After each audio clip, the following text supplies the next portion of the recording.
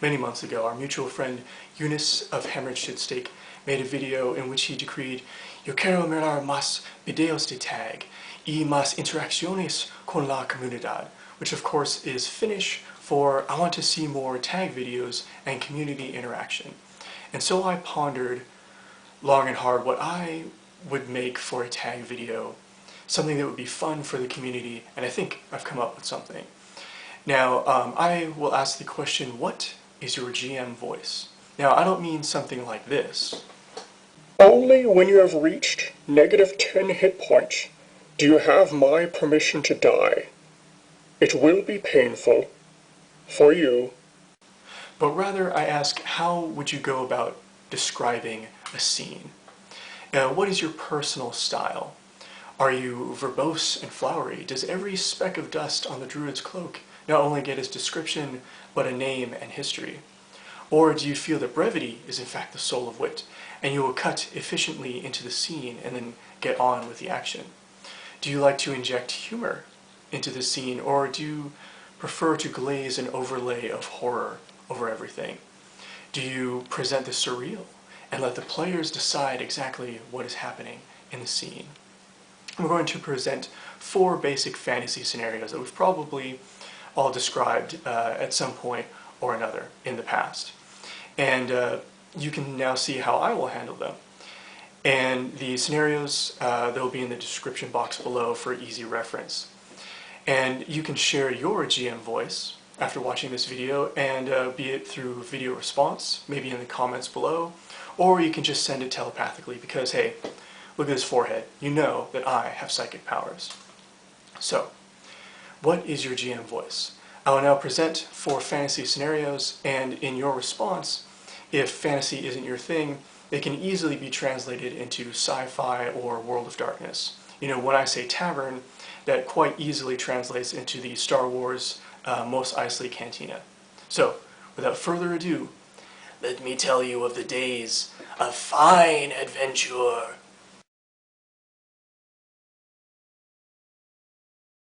You enter the dank dockside tavern. As your eyes struggle to adjust to the dim lighting, it is a smell that greets you first. It is not only the smell of sweat and fish and booze, but also blood and premium bugbear hash that wafts like a cloud through the air. Your eyes now begin to adjust, and you see the sneering and snarling patrons staring at you from behind their flagons as they sip. Orcish dock workers sizing you up and finding you wanting because you are human and elven outsiders. How dare you enter their tavern? In the center of the building is a large sandy pit that has been dug out, and you can see flecks and droplets of red in the sand of the pit and also in the wood surrounding it. It is here, no doubt, that orcish aggression is taken out, and some fortunes and teeth are won and lost. These orcs probably wouldn't mind challenging you to a few rounds in the pit if you step out of line. Also, slumped in the corner nearby are 3 bugbears and 2 goblins, blissed out as they smoke a sort of scrap-built hookah that they have made, and they're blissfully unaware of you as they ride the cloud of euphoria from the famed mind-bending bugbear dank that they smoke with great bliss.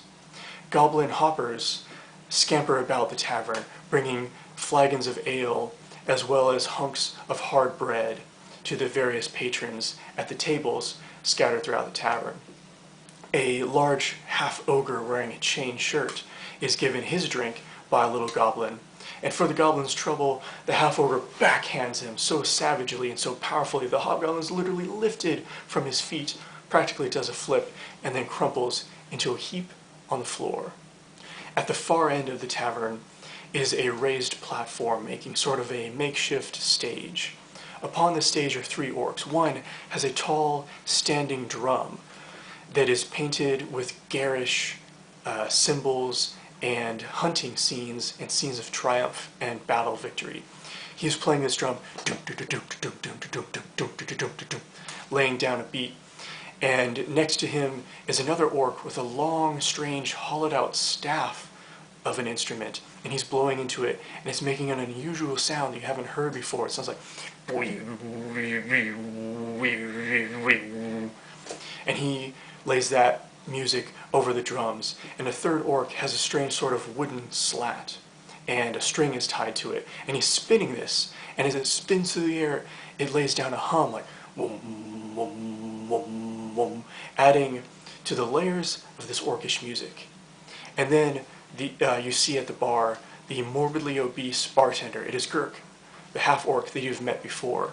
He sees you and sort of nods, and then gestures to the back room. It is time to meet your contact and find out just what he knows. Your torchlight flickers and dances off the cave wall, causing the shadows to leap and play off of these stalactites and stalagmites. It makes it very difficult to know what is movement and what is just a trick of the light. This will put you on edge, no doubt. However, as you continue on along the cavern, a smell greets you, and there is no mistaking the smell of blood and death and filth. As the cavern continues on, it opens into a larger room, and here a hulking humanoid squats there. Its back is turned to you. It has rubbery green skin. It is mottled with knobbly black growths growing upon it. The creature busies itself tearing flesh from a hank of horse, ripping flesh from haunch down to hoof. Strings of bloody meat are caught in its enormous fangs. The only good news here is that now you know why your horses disappeared last night. But then the creature notices you tromping through its cavern, through its den, through its home. One ear pricks up. The creature then turns and snarls, bits of meat dropping from its face. It turns to see you. It rises slowly. The creature is 8 feet of hulking muscle. The creature is completely nude and distressingly male. It then lurches towards you. It tosses to the ground the remains of your horse. It snarls at you for your trespassing.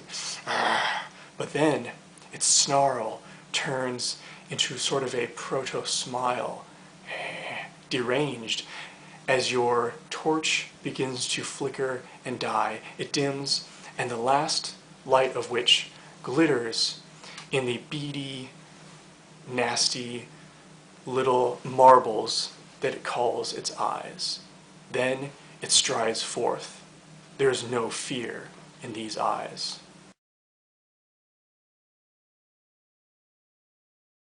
Your axe bites into the creature's arm with a sickening crunching noise as it severs through muscle and bone at the same time. Then a slurp and pop as you pull it free, and steaming black oily ichor is covering your blade. The noxious stuff is actually steaming as it meets the outside air. The creature looks at its ruined arm. Having sliced through muscle and bone, it dangles there only by a strip of skin, its green rubbery skin. It then grips its own arm, yanks, and with the sound of tearing parchment, rips its own arm free. It snarls at you. In defiance, it throws its own severed limb right at you and thunk, bounces off of your shield, the heavy limb causing you to step back. It then strides forth, hatred and anger in its eyes. It grins its crazed grin as it steps forth, reaches out and lunges forth to get some payback.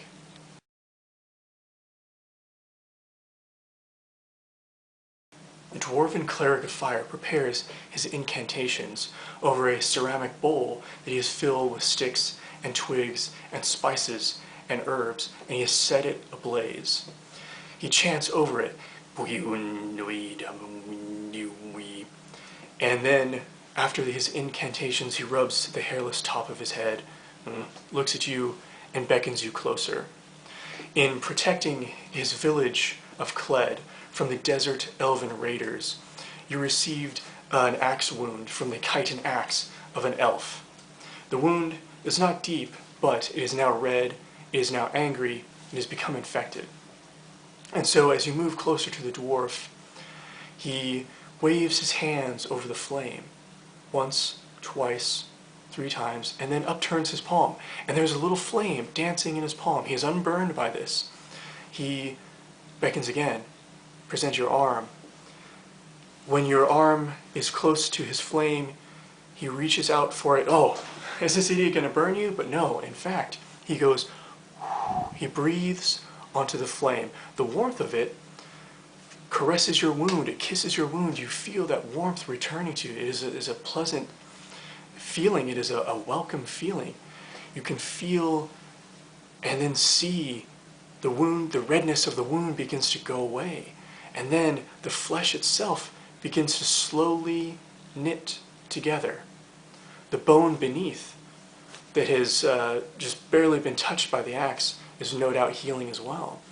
The blood flow stops, the pus stops, and soon, so quickly, the wound is now closed, leaving only a little pink line where that axe wound used to be. The wound now healed, the dwarf extends his palm again, but instead there is no flame. Instead, he's expecting some ceramic coins to grace his palm. And so, that is my GM voice as I described the party entering a non-human tavern, the party seeing a troll, a character scoring a critical hit on the troll, and a character receiving magical healing at a temple.